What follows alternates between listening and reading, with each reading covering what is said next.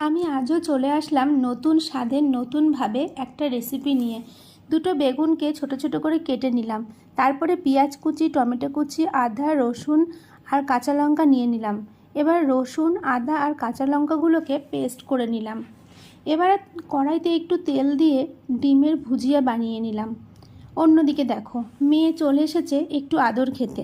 রান্না করতে করতে মাঝে মাঝে ওকে একটু আদরও দিতে হয়। যাই হোক, কড়াইয়ে একটু তেল দিয়ে নিয়ে বেগুনগুলোকে ভালো করে ভেজে নিলাম।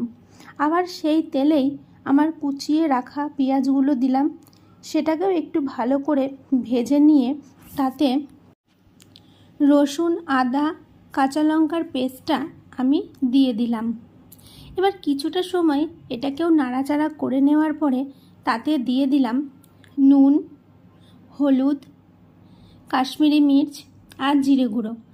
সমস্ত মশলাটাকেই আমি আবারও একটু ভালো করে কষিয়ে নিলাম।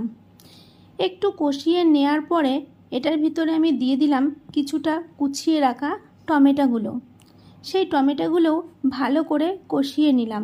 আমাদের কিন্তু মশলাটাকে খুব ভালো করে কষাতে হয়েছে। তারপরে ভেজে রাখা বেগুনগুলো দিয়ে দিলাম, সেটাকেও একটু নেড়ে চেড়ে ভুজিয়াগুলোও দিয়ে দিলাম। নামানোর আগে একটু ধনেপাতা কুচি দিয়ে দিলাম। হয়ে গেল আমাদের বেগুনের ভর্তা। রেসিপিটা তোমরাও একবার ট্রাই